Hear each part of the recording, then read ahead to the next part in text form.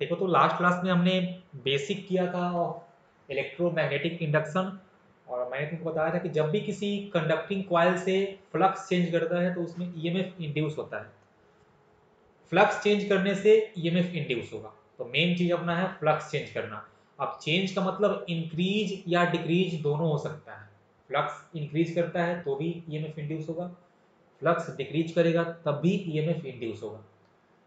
तो इस चैप्टर में आगे बढ़ने से पहले मैंने यहाँ पे एक पॉइंट लिखा है कि हम लोग कैसे फ्लक्स चेंज कर सकते हैं। हमने ये सीखा कि फ्लक्स चेंज करने से ईएमएफ इंड्यूस होगा। तो पहला सवाल यही उठता है कि हम फ्लक्स कैसे चेंज करेंगे। तो वही मैंने यहाँ पे लिखा है, कुछ method of changing magnetic flux. तो टॉपिक है कि way of changing magnetic flux. और आपको पता है कि मैग्नेटिक फ्लक्स हम लोग फाइंड कर सकते हैं B into s into cos theta से। ये फॉर्मूला है similar to the electric flux. वहां पे था formula E into s into cos theta, तो बस यहाँ पे इलेक्ट्रिक फील्ड की जगह पे मैग्नेटिक फील्ड आ गया है, फॉर्मूला सेम ही है बी एस कॉस थीटा। चलिए तो देखते हैं point number 1। By varying magnetic field with time. Flux change करने का पहला मेथड क्या है कि आप मैग्नेटिक फील्ड को चेंज कर दो। क्योंकि आप जब मैग्नेटिक फील्ड को चेंज करोगे तो फील्ड लाइंस चेंज करेगा, और अगर फील्ड लाइंस चेंज करेगा तो फिर किसी भी कॉइल से फील्ड लाइंस जो पास कर रहा था या जिसको आप फ्लक्स बोलते हो वो चेंज कर जाएगा। अब सवाल ये उठता है कि हम लोग कैसे मैग्नेटिक फील्ड को चेंज कर सकते हैं। तो मैंने वो भी लिखा है यहाँ पे कि बाई मूविंग अ मैग्नेट। आप जब मैग्नेट को मूव कराते हो, जब आप कॉइल के करीब लेके आते हो या कॉइल से दूर लेके जाते हो, तो मैग्नेट मूव कराने के चलते आप मैग्नेटिक फील्ड ही चेंज कर रहे हो। उस मैग्नेट के चलते का जो मैग्नेटिक फील्ड था आप उसी को चेंज कर रहे हो, और आप उसको चेंज कर रहे थे इसलिए कॉइल में ईएमएफ इंड्यूस हो रहा था और उसके चलते करंट भी इंड्यूस हो रहा था, जो कि आपने देखा था गैल्वेनोमीटर से। तो पहला मेथड ये हो गया कि मैग्नेटिक फील्ड चेंज करने के लिए आप मैग्नेट को मूव करा। एंड दूसरा बाय चेंजिंग करेंट, कि आपने अगर मैग्नेटिक फील्ड एक करेंट कैरिंग वायर से क्रिएट किया है, तो आप अगर उस वायर में करेंट चेंज कर दोगे तो उसका मैग्नेटिक फील्ड चेंज कर जाएगा। तो फिर किसी दूसरे कॉइल से जो फ्लक्स पास कर रहा था वो भी चेंज कर जाएगा। तो ये दो मेथड हो गया है मैग्नेटिक फील्ड चेंज करने का। ओके, और आप मैग्नेटिक फील्ड चेंज करके फ्लक्स चेंज कर सकते हो। ओके, अच्छी बात है। सेकेंड पॉइंट है कि हम कैसे मैग्नेटिक फ्लक्स चेंज कर सकते हैं। तो हमने लिखा है by changing area of the loop. आप जिस लूप से फ्लक्स पास करा रहे थे, आप अगर उस लूप का एरिया चेंज कर दो तो भी उससे जो फ्लक्स पास कर रहा था या उससे जो फ्लक्स लिंक्ड था वो चेंज कर जाएगा। क्योंकि फ्लक्स क्या होता है B into s into cos theta. Area जितना ज़्यादा आपका फ्लक्स उतना ज़्यादा होता है। तो आप अगर एरिया चेंज करोगे तो उससे जो फ्लक्स लिंक था वो भी चेंज कर जाएगा। ठीक है, अच्छी बात है। मैंने यहाँ पे दो डायग्राम भी लिया है। देखो तो पहले डायग्राम में मेरे पास एक सर्कुलर लूप है, सर्कुलर कंडक्टिंग लूप है। जब भी आपका ईएमएफ इंड्यूस करंट की बात करेंगे तो हम कंडक्टिंग लूप ले रहे होंगे। तो मेरे पास एक कंडक्टिंग लूप है जिसको हमने मैग्नेटिक फील्ड में रखा है। उस मैग्नेटिक फील्ड को हम क्रॉस से शो कर रहे हैं। तो इस लूप से कुछ फ्लक्स लिंक्ड होगा, इस लूप से कुछ फ्लक्स पास कर रहा होगा। अब हमने क्या किया कि इस लूप पे फोर्स अप्लाई करके मैंने उसको डिफॉर्म कर दिया है, उसका शेप चेंज कर दिया है, उसको डिफॉर्म कर दिया है। और आफ्टर डिफॉर्मेशन तुमको सेकेंड डायग्राम दिख रहा होगा। तो अगर मैंने उसका उस लूप को डिफॉर्म कर दिया है, मैंने उसका एरिया चेंज कर दिया, तो फिर जो उससे फ्लक्स लिंक था वो चेंज कर जाएगा, तो उसमें ईएमएफ इंड्यूस हो जाएगा। ओके, तो देखिए हमने लिखा है कि loop is deformed and it's area is changed and so flux link also change. तो वहां पे ईएमएफ इंड्यूस हो जाएगा। तो ये हुआ आपका सेकेंड मेथड कि कैसे आप फ्लक्स चेंज कर सकते हो। अब हमने लिखा है third method by changing angle between area vector and magnetic field vector। आप एरिया वेक्टर और मैग्नेटिक फील्ड वेक्टर के बीच का एंगल चेंज करके भी उस लूप से फ्लक्स जो पास कर रहा था वो चेंज कर सकते हो। क्योंकि फ्लक्स आपका ओरिएंटेशन पे भी डिपेंड करता है, ओरिएंटेशन ऑफ लूप पे भी डिपेंड करता है या थीटा पे भी डिपेंड करता है, ये सबको पता है पहले से। तो ये हुआ थर्ड मेथड। और ये हम कैसे करेंगे, एंगल हम लोग कैसे चेंज करेंगे, तो by just simply rotating the loop. आप अगर लूप को रोटेट कर दोगे तो एंगल चेंज कर जाएगा, तो उससे जो फ्लक्स लिंक कर रहा था वो भी चेंज कर जाएगा।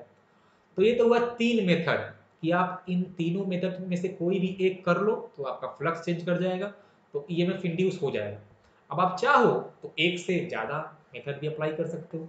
मतलब कि आप एरिया भी चेंज कर दो, मैग्नेटिक फील्ड भी चेंज कर दो, एंगल भी चेंज कर दो, तो आप एक से ज़्यादा मेथड से तो फ्लक्स या चेंज कर ही सकते हो या आप ईएमएफ इंड्यूस कर ही सकते हो।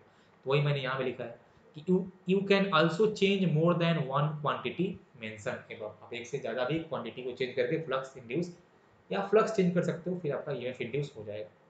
समझ में आया क्या कि कैसे हमको फ्लक्स चेंज कराना है और कैसे हमको कराना है इंड्यूस ईएमएफ? बोलो।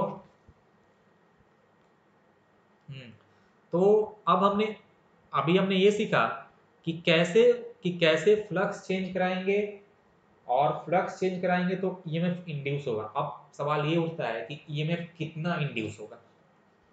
अभी जो हमने सीखा है उसमें बस हमने सीखा ये कि ईएमएफ इंड्यूस कराएंगे, कैसे कराएंगे, अब कितना कराएंगे वो सवाल उठता है। तो उसके लिए हमारे पास जो लॉ है उसको हम बोलते हैं फराडेज लॉ ऑफ इलेक्ट्रोमैग्नेटिक इंडक्शन। ये फराडेज साइंटिस्ट का नाम था। तो ये जो इलेक्ट्रोमैग्नेटिक इंडक्शन का कहानी था वो इन्होंने ही शुरू किया था। तो इनका लॉ पहले आया फराडेज लॉ ऑफ इलेक्ट्रोमैग्नेटिक इंडक्शन। देखो मैं इसको एक बार रीड करता हूँ। When the flux linked with a closed conducting loop changes, then an EMF is induced in the loop, comma, the EMF lasts as long as flux is changing. तो इस law का जो पहला स्टेटमेंट है वो सबको पहले से पता है कि जब भी किसी क्लोज कंडक्टिंग लूप से मैग्नेटिक फ्लक्स चेंज करता है तो उसमें ईएमएफ इंड्यूस होता है, वो हमको पता है। ओके। इसका जो सेकेंड पार्ट था कि the EMF last as long as flux is changing, मतलब कि उस कंडक्टिंग लूप में जो इंड्यूस्ड ईएमएफ है वो तभी तक रहता है जब तक कि फ्लक्स चेंज कर रहा हो। जैसे ही फ्लक्स चेंज करना बंद हो जाएगा वैसे ही ईएमएफ इंड्यूस जो हुआ था वो खत्म हो जाता है। मतलब इन सिंपल लैंग्वेज, आप जब तक मैग्नेट को मूव करा रहे होगे with respect to the coil या लूप, तभी तक उस क्वाइल या लूप में आपको करंट दिखेगा, आपको ईएमएफ दिखेगा। जैसे ही आपने मैग्नेट का मोशन रोक दिया वैसे ही उस क्वाइल में भी जो ईएमएफ इंड्यूस हुआ था या जो करंट इंड्यूस हुआ था वो खत्म हो जाता है। समझ में आया कि हम क्या बोल रहे हैं? जल्दी बोलो। ओके। देखो इसी में है तुम्हारा सम मोर पॉइंट्स। इसी लॉ का कुछ और हम लोग आगे बढ़ा रहे हैं। तो हमने लिखा है कि the EMF induced is negative of the rate of change of magnetic flux. अब ये तुम्हारा पॉइंट है to finding value of induce EMF. तो हमने लिखा है कि जो उस लूप में इंड्यूस ईएमएफ होगा उसका जो वैल्यू होगा वो होगा equal to the negative of rate of change of magnetic flux. और हम जो यहाँ पे रेट ऑफ चेंज का बात कर रहे हैं हम लोग बात करते हैं रेट ऑफ टाइम चेंज या time rate of flux change. Time rate, हम टाइम का रेट निकालते हैं। तो यहाँ से हमने लिखा है कि इंड्यूस्ड ईएमएफ जिसको हम डिनोट करते हैं स्मॉल ई से, तो induced EMF small e is equal to negative of rate of change of magnetic flux minus d phi by d t. सबको समझ में आ गया? यहाँ पे माइनस साइन क्यों आया है वो मैं तुमको आगे समझाऊंगा। एक्चुअल में जो यहाँ पे माइनस साइन आता है ना वो एक और साइंटिस्ट थे जिनका नाम था एमिल लेंज। तो उन्होंने लॉ दिया था और उसके बेसिस पे ये निगेटिव साइन आता है। तो वो फराडेज के साथ साथ ही वो लेंजिस साहब ने भी अपना लॉ बनाया था, अपना लॉ दिया था। तो इसलिए मैंने पहले यहाँ पे माइनस साइन ऐड कर दिया है। ये माइनस साइन लेकिन आता है लेंज लॉ से। ठीक है, चलो अच्छी बात है। वो भी हम लोग को अभी स्टडी करना है आगे। तो ये जो इंड्यूस ईएमएफ का वैल्यू आया है वो आया है minus d phi by d t. Okay. देखिए तो यहाँ पे जो फाई होता है ना, फाई इज टोटल फ्लक्स, या आप बोलते हो कि phi is the total magnetic flux linked with the coil या विथ द लूप। ओके। अब सबको दिख रहा होगा कि जितना जल्दी जल्दी फ्लक्स चेंज करेगा इंड्यूस्ड ईएमएफ उतना ज़्यादा होगा। कम समय में ज़्यादा फ्लक्स चेंज कर रहा होगा तो इंड्यूस्ड ईएमएफ का वैल्यू ज़्यादा आने वाला है। क्योंकि आप सबको दिख रहा है minus d phi by d t है। ओके सर, टाइम जितना कम होगा इंड्यूस ईएमएफ उतना ज़्यादा होगा। मतलब कि आप जब उस मैग्नेट का रैपिड मोशन कराओगे, मैग्नेट जब फास्ट मूव कर रहा होगा तब इंड्यूस ईएमएफ ज़्यादा होगा, करेंट ज़्यादा होगा। आप जब मैग्नेट का मूवमेंट स्लोली कराओगे तो इंड्यूस ईएमएफ कम हो जाएगा, फिर आपका करेंट कम हो जाएगा। ओके। अब देखो कहीं कहीं पे होता क्या है कि आपसे बोलता है कि जिस लूप से आप फ्लक्स चेंज करा रहे हो उसमें एन टर्न्स थे, तो if loop has an turns, अगर लूप में नंबर ऑफ टर्न्स एन हो तब आपका जो इंड्यूस ईएमएफ आएगा उस समय आप लिखना कि induce EMF E equal to minus n d phi by d t, minus n d phi by d t, मतलब कि आप नंबर ऑफ टर्न से मल्टीप्लाई कर देना सर, जितना ज़्यादा नंबर ऑफ टर्न्स होंगे उतना ज़्यादा इंड्यूस ईएमएफ होंगे। समझ में आएगा? तो इस केस में जो आपका एन फाई था ना, इस केस में n phi is the total flux, and इस सेकेंड केस के लिए जो फाई हो जाएगा वो आपका हो जाएगा फ्लक्स थ्रू वन टर्न। समझ में आ रहा है कि हम क्या बोल रहे हैं? बोलो जल्दी से। इस सेकेंड वाले केस के लिए एन इंटू फाइव हो जाएगा टोटल फ्लक्स और खाली फाइव हो जाएगा flux through one turn. Okay, तो ये हमारे पास आ गया how to find the value of induce EMF. अब देखो क्वेश्चन में क्या होता है कि कभी कभी तुमको क्वेश्चन में दिया रहेगा कि flux linked through a loop as a function of time, और आपसे पूछेगा कि किसी पर्टिकुलर टाइम पे कितना इंड्यूस ईएमएफ होगा, तो आपको बस डिफरेंशिएशन करना है। ई बराबर minus d phi by d t is nothing but differentiation of phi with respect to time, basic differentiation. Okay, तो ये कहानी हो गया। अब देखिए, तो हमने बोला कि इंड्यूस ईएमएफ ई बराबर minus d phi by d T, तो ये तो आपका हो गया इंस्टेंटेनियस ईएमएफ, क्योंकि आप डिफरेंशिएशन कर रहे हो। कहीं कहीं पे क्या होता है कि हमसे इंस्टेंटेनियस ईएमएफ नहीं पूछता है, या हमको flux as a function of time पता नहीं होता है, बस हमको क्वेश्चन में ये बोलेगा कि इतना टाइम में इतना फ्लक्स चेंज हुआ है, इतना टाइम में इतना फ्लक्स चेंज हुआ है, मतलब कि आपसे वहां पूछ रहा है या आपको वहां पर दिया हुआ है एवरेज चेंज ऑफ फ्लक्स, तो उस केस में हम फाइंड करते हैं induce EMF E equal two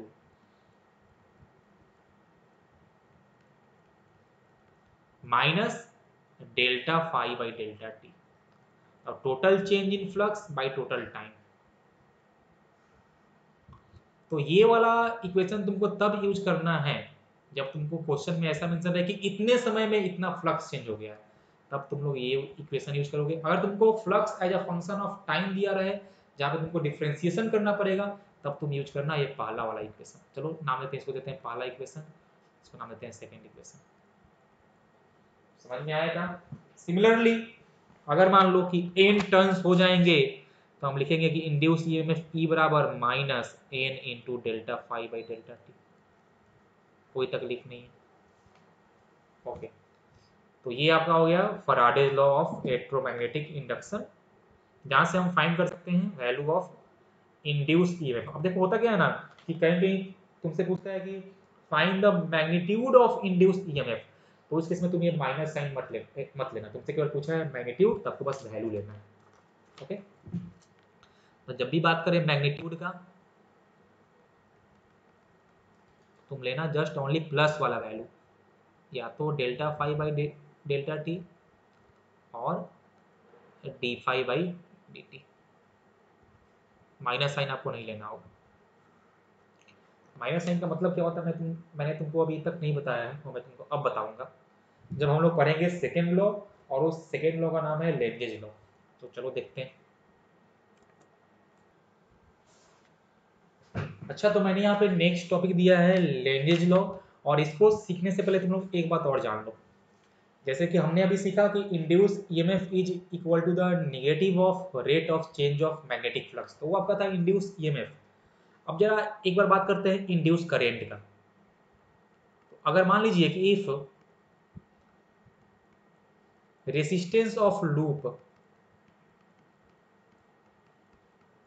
is R, जिसमें ईएमएफ इंड्यूस हुआ था उसका अगर रेसिस्टेंस आर था, देन इंड्यूस्ड करेंट कितना होगा?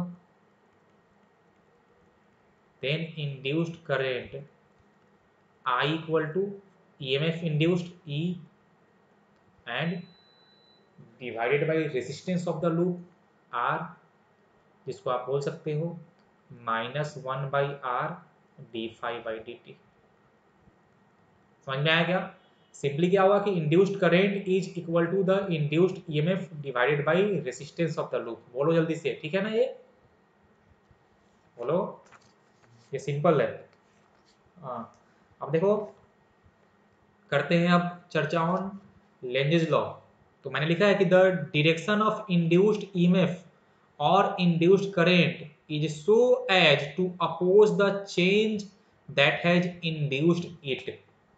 सब लोग एक बार इसको रीड करो, फिर मैं इसको सिंपल लैंग्वेज में समझाता हूँ। सिंपल लैंग्वेज में इसका मीनिंग ये होता है कि जिसके चलते करंट इंड्यूस हुआ है ना, उसी को ये अपोज करता है, उसी को ये अपोज करता है। वो चाहता नहीं है कि मेरे में करंट इंड्यूस हो। एक्चुअली में इसको हम बोलते हैं इनर्शिया ऑफ इलेक्ट्रिसिटी, जो कि अपने को आगे करना है चर्चा। कि वो चाहता नहीं है कि मेरे में करंट इंड्यूस हो या मेरे में कुछ भी चेंजेज आए। तो जिस चेंज के चलते भी उसमें करंट या ईएमएफ इंड्यूस होता है, वो उसी को अपोज करता है। और यही आपका है लेंजेस लॉ। एक्चुअल में ये जो लेंजेस लॉ है ना, ये तब आया था जब क्वेश्चन उठा था कि आखिर जो करंट इंड्यूस हो रहा है या ईएमएफ जो इंड्यूस हो रहा है उसका डायरेक्शन क्या होगा, what is the direction of current, what is the या what is the polarity of induced EMF. और तब ये लॉ आया था, लेंजेस लॉ। और इसने क्या बोला कि the direction of induced EMF और induced current is so as to oppose the change that has induced it. ये चेंज को अपोज करता है या जिसके चलते इंड्यूस हुआ है उसी को अपोज करता है। और इसीलिए हमने जब तुमको बताया था कि induce EMF is equal to negative of rate of change of flux, तो देखो मैंने वहाँ पे माइनस साइन इसीलिए ऐड किया था कि वो आपको वहाँ माइनस साइन शो करता है कि ये जिसके चलते इंड्यूस हुआ है उसी को अपोज करता है। माइनस साइन का वही होता है सिग्निफिकेंस। समझे क्या कि वहाँ पे माइनस साइन क्यों था? बोलो।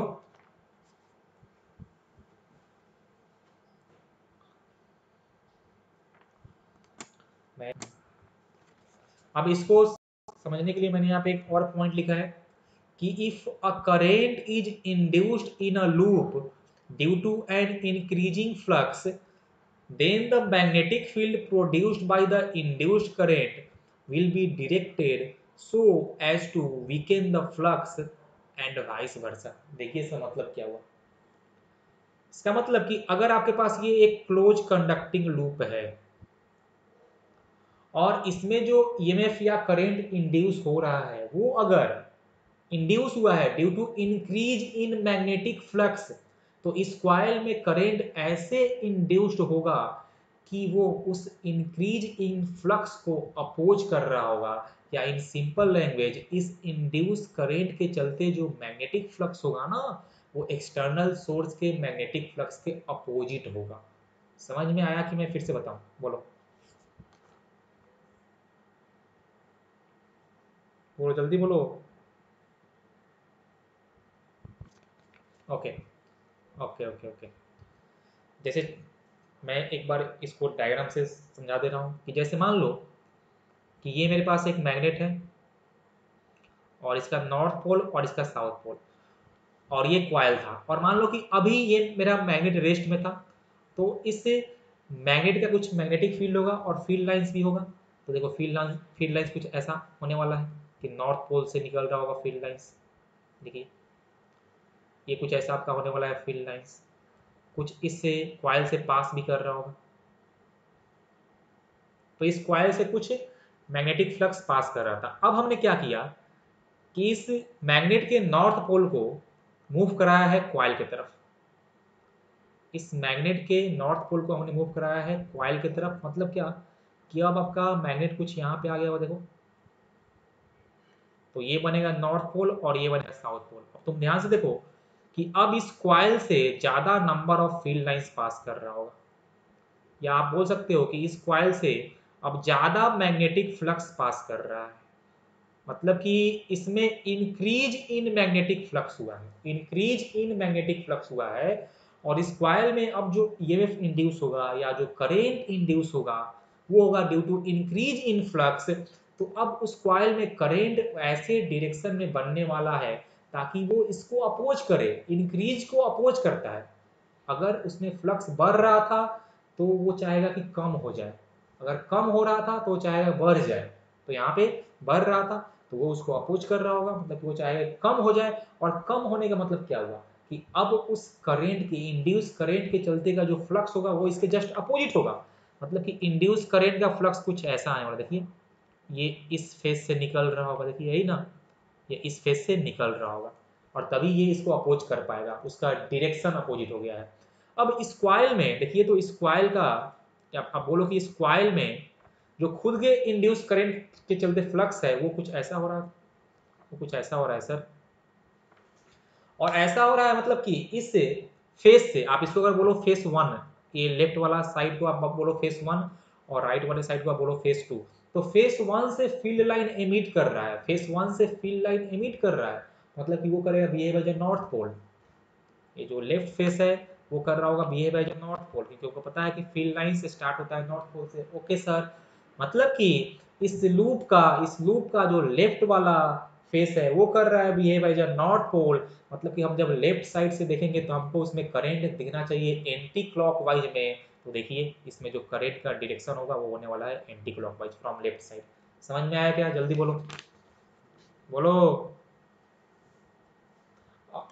और तुम ऐसे भी बता सकते हो कि नॉर्थ पोल उस लूप के करीब आ रहा था तो वो उसको अपने करीब नहीं आने देगा, तो इसलिए जो लूप का फेस नॉर्थ पोल को फेस कर रहा था वो नॉर्थ पोल ही बनेगा ताकि उसको वो रिपेल कर पाए। तो इतना कहानी के बिना भी तुम सिंपल सा कह सकते थे कि जो फेस मैग्नेट को की तरफ है वो नॉर्थ पोल ही बनने वाला है, क्योंकि देखिए वो क्या रहा है कि नॉर्थ पोल उसके करीब आ रहा है तो वो उसको करीब नहीं आने देगा, तो रिपेल करेगा, मतलब वो नॉर्थ पोल ही बन जाएगा। समझ में आया क्या? जल्दी बोलो। तो मैंने दोनों तरीके से तुमको समझा दिया। ये एक्चुअल में तुम्हारा बहुत ही बेसिक मेथड होता है जो फील्ड लाइन बना के मैंने तुमको समझाया। अब देखो सवाल यहाँ पे आता कैसे है, यही देगा कि एक लूप है और एक मैग्नेट है और बोल देगा, यही क्वेश्चन मान लो कि क्वेश्चन यही है कि मैग्नेट का नॉर्थ पोल लूप की तरफ जा रहा था, फिर पूछेगा कि एक कोई ऑब्जर्वर है और उसने लेफ्ट साइड से उस लूप को देखा, तो उस लूप में उसको करंट कौन से डायरेक्शन में दिखेगा, तो एंटी क्लॉकवाइज में हो गया, क्योंकि उसका लेफ्ट वाला जो फेस था वो नॉर्थ पोल बनने वाला था। समझ में आया कि नहीं है? बोलो जल्दी से बोलो। मतलब कि जब हम इस तरफ से देखेंगे लेफ्ट साइड से तो हमको लूप में दिखेगा करंट एंटी क्लॉकवाइज में, जब इधर राइट साइड से देखेंगे तो हमको दिखेगा करंट किसमें, क्लॉकवाइज में, क्योंकि वो फेस हो जाएगा उसका साउथ पोल। तो ऐसे ही सवाल आते हैं। तो यहाँ पे क्या था कि यहाँ पे तुम्हारा मैग्नेटिक फ्लक्स इंक्रीज कर रहा था इसलिए वो उसको अपोज किया। अगर वही मान लो कि मैं तो पूछूं ये नॉर्थ पोल और ये साउथ पोल और ये आपके पास एक लूप है और इस बार हम इस मैग्नेट को इस लूप से दूर लेके जा रहे हैं, तो दूर लेके जाना मतलब क्या कि नॉर्थ पोल उससे दूर भाग रहा है, दूर भाग रहा हो तो फील्ड लाइन घट रहा है, तो फील्ड लाइन घट रहा है तो अब इस लूप में जो करंट इंड्यूस ऐसे होगा कि इस मैग्नेटिक फ्लक्स को सपोर्ट करे सेम डायरेक्शन में, सेम डायरेक्शन में। मतलब कि देखिए इस बार इसका फ्लक्स कुछ अगर ऐसा था तो ये घट रहा होगा, ये घट रहा है, तो इसका जो फ्लक्स अब बनेगा लूप पे चलते वो भी बनेगा इन सेम डायरेक्शन ही। मतलब इस बार ये राइट वाला फेस इसका बनेगा नॉर्थ पोल और इसका ये राइट वाला फेस बनेगा नॉर्थ पोल। मतलब कि जब आप इसको राइट साइड से देखोगे तो आपको करंट दिखेगा इधर, कैसे, सॉरी, हाँ, आप जब इस बार राइट साइड से देखोगे तो आपको दिखेगा करंट एंटी क्लॉकवाइज में। समझ में आया क्या? जल्दी बोलो बोलो। क्योंकि इस बार वो राइट वाला फेस तुम्हारा बना है नॉर्थ पोल, तो उधर से हमको दिखेगा एंटी क्लॉकवाइज में और लेफ्ट साइड से हमको दिखेगा क्लॉकवाइज में। या तुम इसको सिंपली ऐसे भी कर सकते हो भाई कि अगर ये मैग्नेट का नॉर्थ पोल इस लूप से दूर जा रहा था तो ये इसको दूर नहीं जाने देगा, ये चेंज को अपोज करता है, तो इस बार उससे दूर जा रहा था तो ये इसको दूर नहीं होने देगा, मतलब ये उसको अट्रैक्ट करेगा। तो उसके लिए पक्का जो फेस मैग्नेट के करीब था उसको साउथ पोल बनना पड़ेगा। तो ये वाला फेस आपका जो फेस वन था वो बनेगा साउथ पोल और जो आपका फेस टू था वो आपका बनेगा नॉर्थ पोल। हो गया सिंपल, तुम ऐसे भी कर सकते हो। तो अगर फेस वन साउथ है तो लेफ्ट साइड से करंट दिखेगा क्लॉकवाइज और ये फेस टू आपका नॉर्थ था तो राइट साइड से आपको दिखेगा एंटी क्लॉकवाइज। समझ में आया कि नहीं है? जल्दी बोल दो। ओके, ठीक है। तो ये तुम्हारा हो गया कहानी ऑफ लेंजिस लॉ की चेंज को अपोज करता है, जो भी तुम्हारा इंड्यूस ईएमएफ हुआ है या करंट हुआ है। देखो इस एक दो क्वेश्चन देख लेते हैं जल्दी जल्दी से, फिर हम लोग आगे बढ़ेंगे। देखो ये कुछ बेसिक क्वेश्चंस हैं जिसमें आपको बताना है डायरेक्शन ऑफ करेंट। ठीक है, सबसे पहला क्वेश्चन है कि mark direction of current through galvanometer. तो आपके पास एक बार मैग्नेट है जिसको आप मूव करा रहे हो, और आपके पास यहाँ पे एक सोलेनॉइड है जिसमें आपने कॉइलिंग किया हुआ है, और उससे अटैच है एक गैल्वेनोमीटर।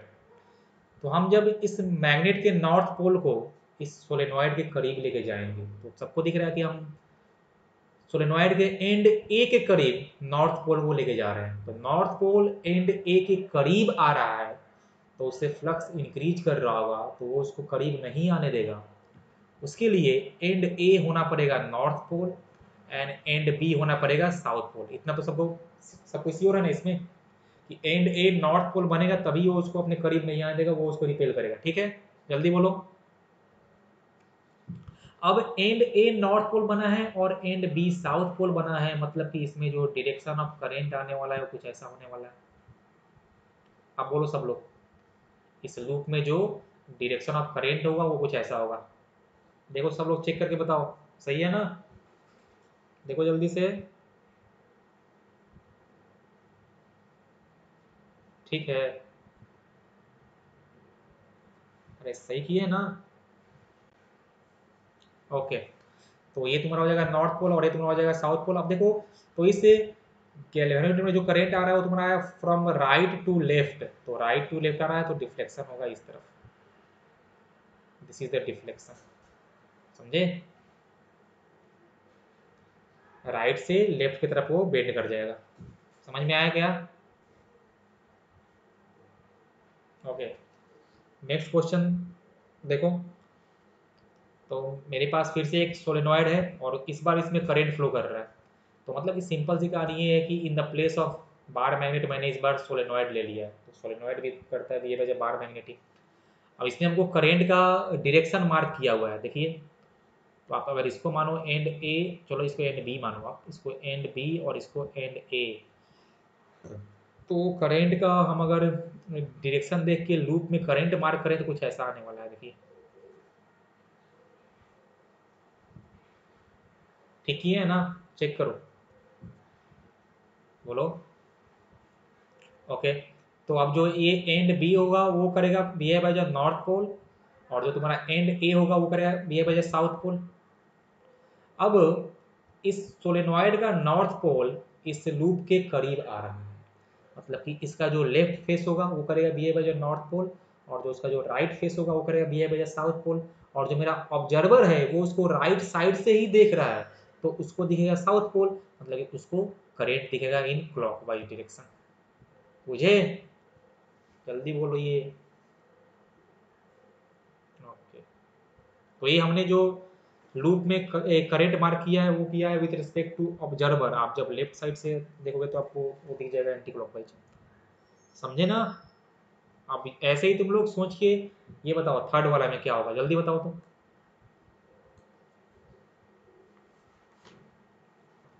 जल्दी बताओ। देखो यहाँ पे तो ये हुआ, डायरेक्शन ऑफ करंट हमको दिया ही हुआ है, तो इसको हम मार्क कर लेंगे, कुछ ऐसा जाएगा।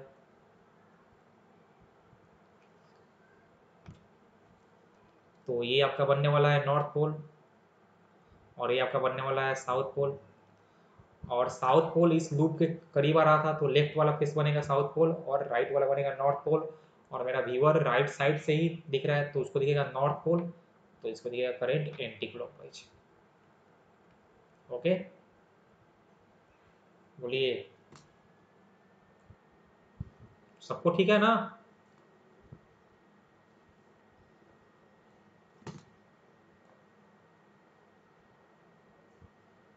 और ऊपर?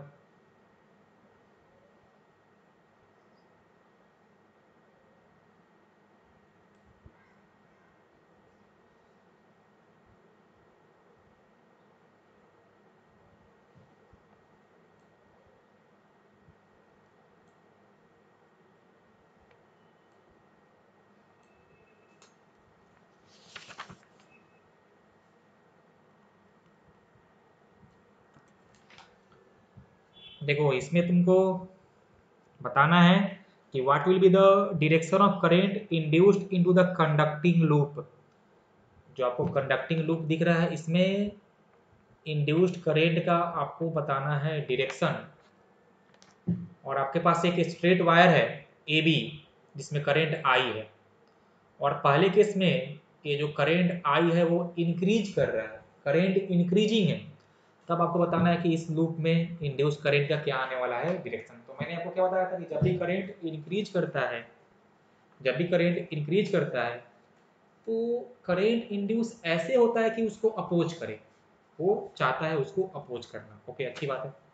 अब तुम चेक करके बताओ कि इस करंट आई के चलते, इस करंट आई के चलते इस ये जो आपका लूप है, लूप के पास या लूप के करीब मैग्नेटिक फील्ड का क्या आने वाला है डायरेक्शन। तो सब लोग right hand thumb rule use करेंगे और बोलेंगे perpendicular to the page and coming outward. देखो तो है ना, इस वायर ए बी के चलते उस लूप के लिए जो मैग्नेटिक फील्ड होगा वो होगा perpendicular to the page and coming outward. सब लोग ट्राई करो, चेक करो यार एक बार, देखो बताए थे ना रूल। ओके, अब वो जो फील्ड है वो इंक्रीज कर रहा होगा, क्यों? क्योंकि current in wire A be increase कर रहा है। तो अगर वो फील्ड इंक्रीज कर रहा है तो उस लूप में करंट इंड्यूस ऐसे होगा कि वो इसको अपोज करेगा। मतलब कि उस लूप का करंट ऐसे इंड्यूस हो रहा होगा कि उस लूप के चलते जो मैग्नेटिक फील्ड हो जाए perpendicular to the page and going inward. समझ में आया? मतलब कि इसका करंट पक्का आने वाला है क्लॉकवाइज में। समझे कि नहीं समझे? जल्दी बोलो, जल्दी बोलिए। वो चेंज को अपोज कर रहा था या चेंज को अपोज करता है इंड्यूस करेंट। तो यहाँ पे मैग्नेटिक फील्ड इंक्रीज कर रहा था और वो डॉट में कर रहा था इंक्रीज। मतलब कि उस लूप का फील्ड कहाँ बनना चाहिए? क्रॉस में बनना चाहिए। और क्रॉस के लिए जो करेंट होना चाहिए वो होना चाहिए क्लॉकवाइज में। अरे बोलो भाई, ये सब मैंने पहले बताया हुआ है बहुत अच्छे से। अब ये सब में डाउट होगा तो कैसे चलेगा?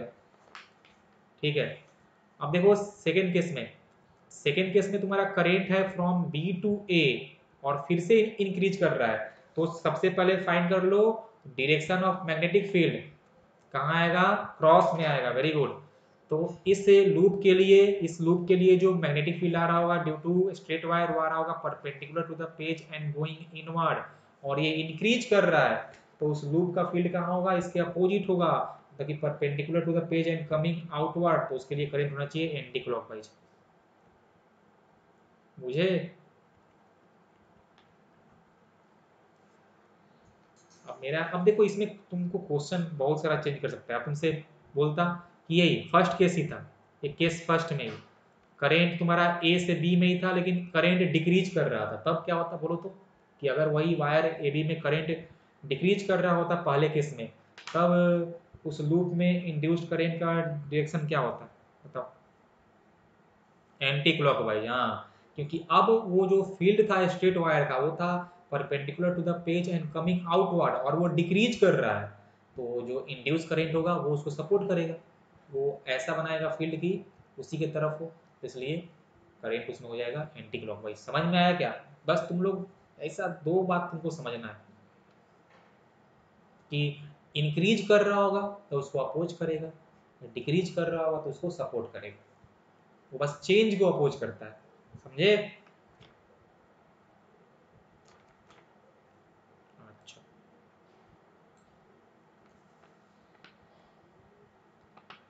बाकी लोग बोल नहीं रहे।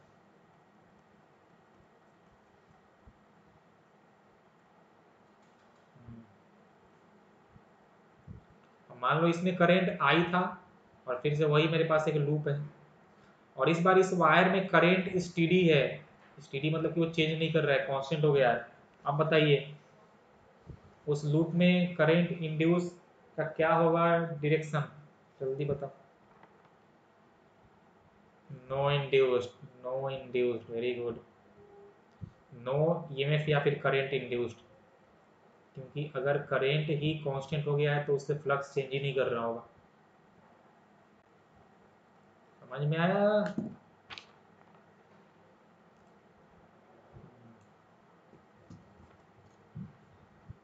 नंबर 4,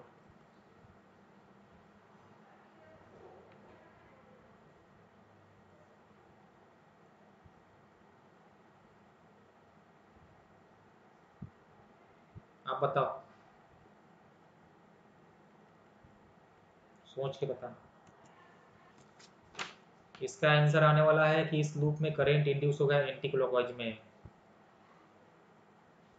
क्योंकि इस वायर के चलते जो मैग्नेटिक फील्ड बनने वाला है इस लूप के लिए वो आपका बनेगा क्रॉस में perpendicular to the page and going inward, और वो इंक्रीज कर रहा होगा। तो इस लूप में जो करंट इंड्यूस होगा उसके चलते फील्ड पक्का होना चाहिए perpendicular to the page and coming outward, तो उसके लिए करंट इसमें होना चाहिए एंटी क्लॉकवाइज। लोग समझ गए मतलब।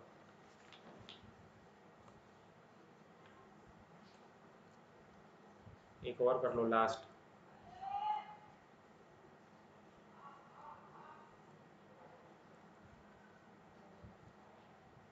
इस पर 2 लूप है, एक ऊपर एक नीचे। इसमें करंट आई है और फिर से कर रहा है इंक्रीज। कोई बात नहीं भाई, बताओ तो जल्दी से बता दो। वेरी गुड वेरी गुड, ऊपर वाला क्लॉकवाइज, नीचे वाला एंटी क्लॉकवाइज। बस हमने वो 2 जो डिफरेंट क्वेश्चन थे उसी को मैंने एक साथ कर दिया, और कुछ नहीं। समझ में आया ना? अब चलो कुछ करते हैं न्यूमेरिकल्स क्वेश्चन, मतलब वैल्यू बेस्ड। देखो फर्स्ट क्वेश्चन है, magnetic flux density 10 Tesla x normal to a coil of 50 tons having 100 centimeter square area, full stop. Find induced EMF, comma, if the coil is removed from the magnetic field in 0.1 second. तो question को समझिए पहले सब लोग। आपको magnetic field का strength दिया हुआ है B इक्वल टू 10 टेस्ला। देखो यहाँ पे लिखा है मैग्नेटिक फ्लक्स डेंसिटी, तो मैग्नेटिक फ्लक्स डेंसिटी मतलब कि B का ही बात कर रहा है वो, ठीक है। तो आपको दिया है 10 टेस्ला, और बोला है कि जो नंबर ऑफ टर्न्स है वो आपका है 50, and area of each turn, आप जिसको एस लिख सकते हो या ए भी लिख सकते हो, वो आपको दिया हुआ है 100 सेंटीमीटर स्क्वायर। तो यहाँ पे आपको मैग्नेटिक फील्ड दिया हुआ है टेस्ला में, एसआई यूनिट में। टाइम दिया है देखिए 0.1 सेकेंड एसआई यूनिट में, तो आपको एरिया भी लेना पड़ेगा एसआई यूनिट में। तो ये आएगा 100 इंटू 10⁻⁻4 मीटर स्क्वायर, या जिसको आप 10⁻⁻2 मीटर स्क्वायर बोल सकते हो, and time is given 0.1 second. अब क्वेश्चन को समझो। तो पहले जो कॉइल था वो मैग्नेटिक फील्ड में था, रखा हुआ था, और ऐसे रखा हुआ था कि मैग्नेटिक फील्ड का जो डायरेक्शन था वो उस कॉइल के नॉर्मल था, कॉइल के नॉर्मल। तो अगर मैग्नेटिक फील्ड का डायरेक्शन कॉइल के नॉर्मल है, इसका मतलब ये हुआ कि कॉइल का एरिया वेक्टर मैग्नेटिक फील्ड से एंगल 0 डिग्री बना रहा होगा, या फिर उस कॉइल से फ्लक्स मैक्सिमम था। इसका आइडिया अब आप लोगों को पहले से हो गया होगा, इतना कैसे हम लोग ये बोल रहे हैं, ओके। इसका मतलब कि हम बोलेंगे कि flux through the coil is equal to, यहाँ पे आप लिखो flux total is equal to number of turns n into flux through one turn, यहाँ लिखो ईच टर्न, ओके सर। तो नंबर ऑफ टर्न था 50, तो 50 into flux through each turn is b into s into cos theta, और यहाँ पे theta हो जाएगा 0 डिग्री, तो हो जाएगा कॉस 0 डिग्री। तो मतलब सिंपल b पे 50 इंटू बी इंटू एस, तो आपको हो जाएगा 50 इंटू बी दिया था 10 और एस दिया हुआ है 10⁻⁻2, तो ये आपका आने वाला है 500 इंटू 10⁻⁻2 मतलब 5। तो ये आपका आ जाएगा total flux through the coil is 5 and unit of flux is weber, लिख देंगे weber. So this is the total flux. अब क्या बोला कि हमने इस कॉइल को मैग्नेटिक फील्ड से हटा लिया है, हमने इस फ्लक्स को मैग्नेटिक फील्ड से हटा लिया है, और वो भी हटाया है इन 0.1 सेकेंड। तो आप जब उस कॉइल को मैग्नेटिक फील्ड से हटा लोगे तब तो उसमें कोई फ्लक्स ही नहीं होगा, तो फ्लक्स हो जाएगा 0। तो आप चाहो तो इसको लिख सकते हो कि flux total initially is, flux total initially is 5 weber and flux total finally is 0। मतलब चेंज तो हो रहा है ना, और जब तक चेंज नहीं होगा तब तक आपका ईएमएफ इंड्यूस नहीं होगा। तो आपसे पूछा है इंड्यूस्ड ईएमएफ, और वैल्यू पूछ रहा है आपसे, तो हम लिखेंगे कि मैग्नीट्यूड ऑफ इंड्यूस्ड ईएमएफ क्या होता है आपका, तो delta phi by delta t. अब देखिए यहाँ पे मैंने delta phi by delta t लिया है, तो यहाँ पे हम फाई बोल रहे हैं टोटल फ्लक्स ही, ठीक है, तो हमने टोटल फ्लक्स पहले फाइन कर लिया है। तो आपका आया 5 वेबर, डिवाइड बाई कितने टाइम में हुआ है, तो 0.1 सेकेंड में, तो 0.1, तो देखिए ये आपका आ जाएगा 50 वोल्ट। तो 50 volt is the induce EMF. समझ में आया कि नहीं आया, जल्दी बोलो तो सबको। ओके, ये है second question. The magnetic flux through a coil perpendicular to its plane and directed into the paper varies with time t as phi equal to 6t square plus 7t plus 1 milli weber. तो यहाँ पे आपको magnetic flux दिया है as a function of time. Okay, और एक बात ध्यान रखना कि तुमको ये फ्लक्स दिया है मिली वेबर में। उसके बाद पूछा है कि find the magnitude of induced EMF in the coil at t equal to 2 second. तो आपको t इक्वल टू 2 सेकेंड पे इंड्यूस्ड ईएमएफ बताना है आपको। और आपसे पूछा है इंस्टेंटेनियस ईएमएफ और फ्लक्स दिया है as a function of time, और पूछा आपसे मैग्नीट्यूड है, तो हम क्या बोलेंगे कि मैग्नीट्यूड ऑफ इंड्यूस्ड ईएमएफ लिख लो। Magnitude of induced EMF mod E equal to simple d phi b by d t, यही ना, मतलब डी बाई डी टी। और देखो तो फ्लक्स तुमको दिया हुआ है as a function of time 6t square plus 7t plus 1। इसका डिफ्रेंसिएशन करो तो ये प्लस है तो हम सबको सेपरेटली कर सकते हैं, तो यहाँ पे आएगा 12t प्लस 7, 12t प्लस 7। अब सबको ध्यान देना होगा कि ये फ्लक्स तुमको दिया था मिली वेबर में, मतलब कि जो आपका ये इंड्यूस ईएमएफ का मैग्नीट्यूड आया होगा वो आपका आया होगा मिली वोल्ट में। तो यहाँ पे आपको लिखना पड़ेगा मिली वोल्ट। समझे कि नहीं समझे, जल्दी बोलो भाई। अब तुमसे पूछा है induced EMF at T equal to 2 second, तो बस जहाँ जहाँ पे टी था वहाँ पे 2 कर दो पुट, तो हो जाएगा तुम्हारा 12 इंटू 2 प्लस 7 मिली वोल्ट, तो तुम्हारा जाएगा 31 millivolt is the answer. तो टी बराबर 2 सेकेंड पे जो उसमें इंड्यूस ईएमएफ का मैग्नीट्यूड होगा वो होगा 31 मिली वोल्ट। अब इसमें एक क्वेश्चन और पूछा है कि find the current and its direction in the resistance if R equal to 10 ohm. तो तुमको दिया है कि इस कॉइल से मैंने एक रेसिस्टेंस भी अटैच कर दिया है जो कि रेसिस्टेंस 10 ओम का है, अच्छी बात है। तो इंड्यूस करंट क्या होता है, तो magnitude of induce EMF divide by resistance, तो 31 millivolt divided by 10 ohm, तो ये आपका आ जाएगा 3.1 and milliampere. So this is the value of induced current. अब आपको डायरेक्शन भी बताना है, तो कैसे फाइंड करें डायरेक्शन, तो सब लोग ध्यान से देखो कि जो flux as a function of time दिया है वो दिया है आपका 6t square plus 7t plus 1। और जैसे जैसे समय बीतता जाएगा आपका फ्लक्स बढ़ता जाएगा, फ्लक्स इंक्रीज कर रहा है। यहाँ पे आप टी के वैल्यू बढ़ाओगे तो फ्लक्स भी आपका बढ़ेगा। तो फ्लक्स इंक्रीजिंग है मतलब करेंट ऐसे इंड्यूस होगा कि इसके मैग्नेटिक फील्ड को अपोज करे। तो मैग्नेटिक फील्ड क्रॉस में था, मतलब कि उससे लूप में उस कॉइल में जो करेंट होगा उसका मैग्नेटिक फील्ड होना चाहिए perpendicular to the page and coming outward dot में होना चाहिए। तो उसके लिए करंट होना पड़ेगा एंटी क्लॉकवाइज में। समझे कि नहीं समझे, जल्दी बोलो। और अगर करंट एंटी क्लॉकवाइज है तो इस रेसिस्टेंस में जो करंट होगा वो तुम्हारा होगा फ्रॉम लेफ्ट टू राइट। समझे, so direction of current in resistance is from left to right. Okay,